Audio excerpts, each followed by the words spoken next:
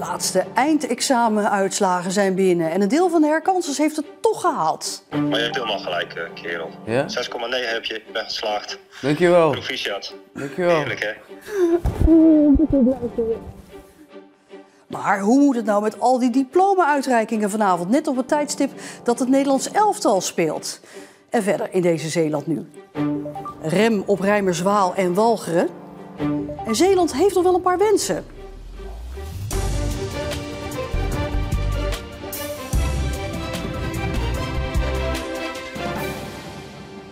Goedenavond.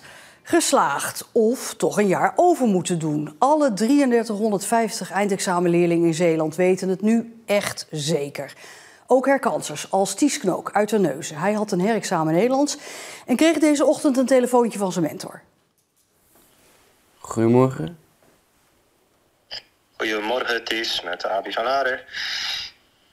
Lekker geslapen, jongen? Ja, op zich. Ja? Hey, ik zag je natuurlijk vorige week in het zwembad. En toen had je gezegd, ik heb zoveel punten. Ja. Ik vond het al een beetje spannend. Hoeveel punten waren dat ook weer, zei je? Ja, dat weet ik niet meer eigenlijk. Nou, je weet het niet. Maar ik vond het wel een spannende uitspraak. Maar je hebt helemaal gelijk, kerel. Ja? 6,9 heb je, je bent geslaagd. Dankjewel. Proficiat. Dankjewel. Heerlijk, hè? Goed man, 6,9. Ja. Hebben we nooit zo gehaald? Nee. Ik werd gebeld. Ja, meteen heel veel spanning. Maar toen die opnam, dacht ik wel al meteen goed nieuws. Ja. En nu, hoe gaat de rest van de vakantie eruit zien? Ja, mooi. Een beetje drinken, een beetje vissen. En naar Griekenland. Ja. Ja, een beetje vies. Verslaggever Marieke Kerklaal. Ja, goed nieuws dus voor Ties. Bijna alle uitslagen zijn nu binnen. Kun je al een beeld geven van hoe hebben de Zeeuwse leerlingen het gedaan? Ja, dat klopt. Alleen die van het Lodewijk College in Terneuzen zijn nog niet binnen. Ja, we neigen naar de 94%. Dat is hetzelfde slagingspercentage als vorig jaar. Bovenaan staat het Reinhard College. Op heel die school in Hulst zijn er slechts 2 gezakt. Dus dat is echt wel heel bijzonder. En onderaan de lijst, tot nu toe, want het Lodewijk is dus nog niet binnen, staat het Isaac Beekman College in Capelle, de school die dicht gaat. Die zit op 86%.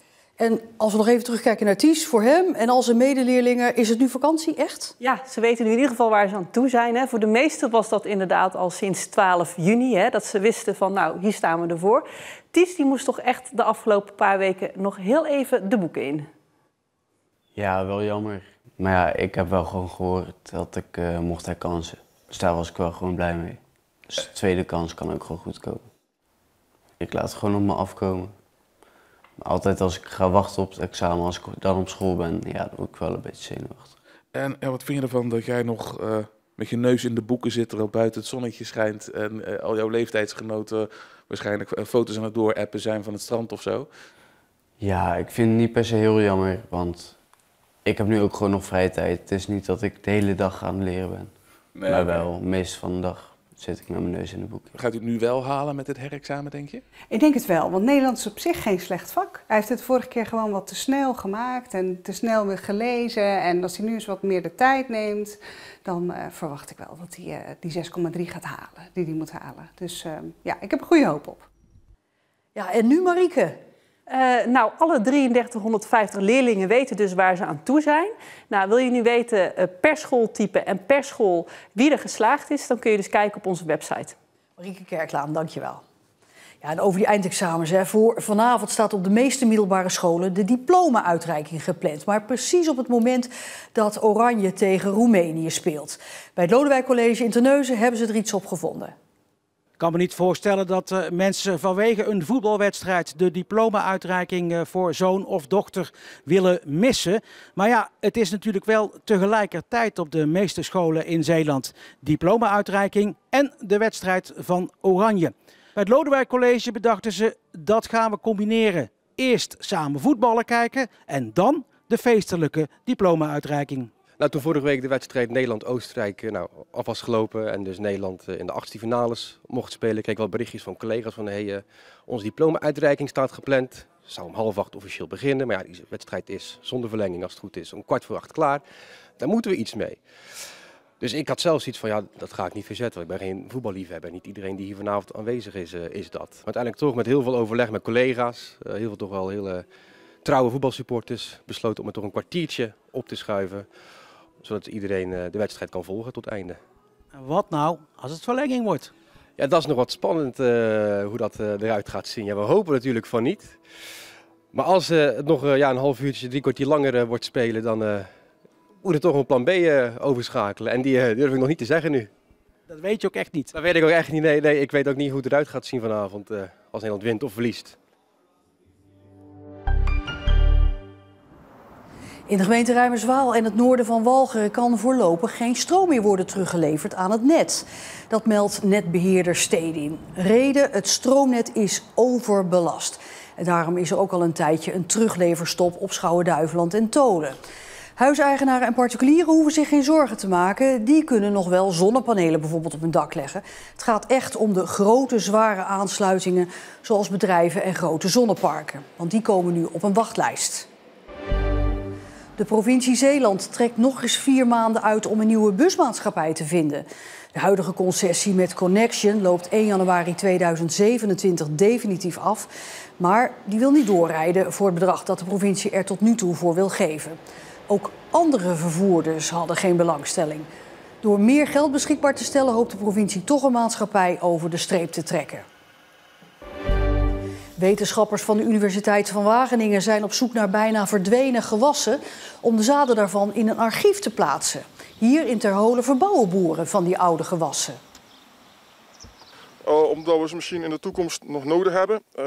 Sommige die zijn juist heel geschikt voor een bepaald type product te maken. Er zitten bijvoorbeeld minder gluten in of juist meer mineraal of een bepaald soort vitamines. En ja, daarom is het goed om ze toch te behouden. Je weet nooit waar je ze later nodig voor hebt. Heel veel oogst leveren de granen niet op, maar ze zijn vaak wel beter voor het milieu. We zien wel dat een heleboel van die oude rassen zijn gezonder. Dus qua schimmel en dergelijke. Landbouwtechnisch zit daar ook best wel in sommige rassen potentie nog. 6 augustus worden de granen dan geoogst. Niet met een tractor, maar ouderwets, met paard en wagen. Zeeuwse werkgevers en de boerenorganisaties staan vooralsnog positief tegenover het nieuwe kabinet Schoof dat vandaag op het bordes stond met de koning. Dat kabinet kan nu aan de slag met het hoofdlijnenakkoord. Maar er zijn nog wel een aantal aanvullende wensen vanuit Zeeland. Hoop, lef en trots. Dat is de titel van het hoofdlijnenakkoord van het nieuwe kabinet. In 26 pagina's wordt het grote masterplan ontvouwd voor de komende 4 jaar. In Zeeland staan de werkgevers en de boeren in grote lijnen positief tegenover dit plan. De titel die spreekt al heel veel hoop en verwachting uit. Hè? Dus daar zijn we dan heel erg blij mee. Maar als ik kijk vanuit de positie van ondernemers, dan zitten er best wel heel veel dingen in waar wij als ondernemers in totaal best wel blij van worden. Wij lezen toch ook wel een coalitie die in het hoofdlijnenakkoord schrijft dat ze de landbouw willen versterken. En dat ze aandacht hebben voor de zorgen bij de land- en tuinbouw.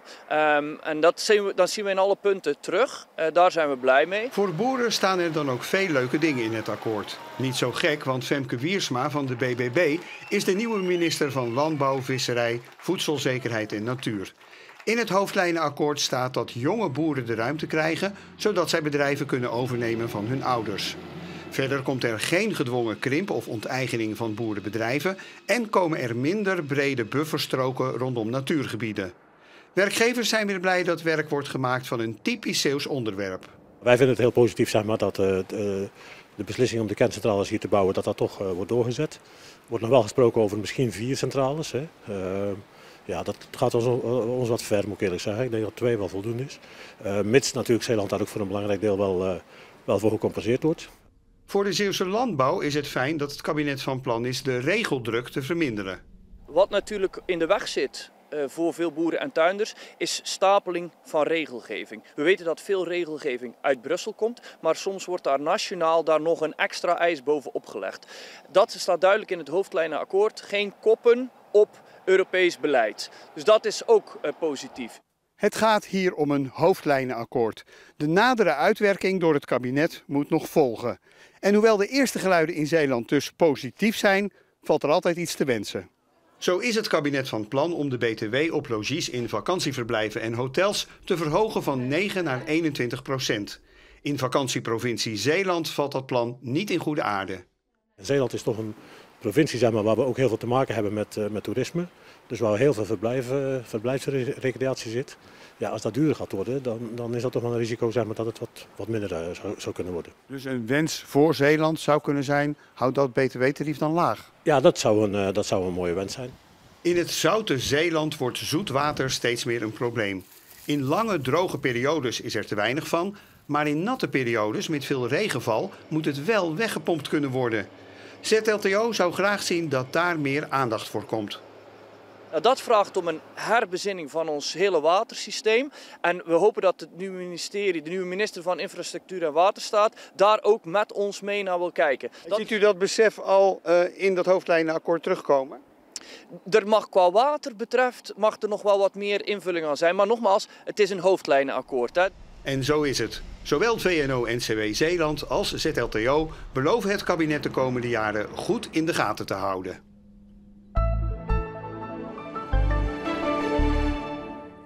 Na de zon van gisteren was het vandaag in Zeeland maar bewolkt. En ook was er hier en daar een regenbui. Bij een temperatuur van 17, 18 graden.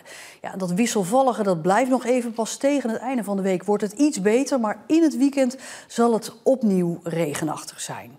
En daarmee besluiten we deze Zeeland nu. Ik wens u een hopelijk heel fijne voetbalavond. En heel graag tot morgen.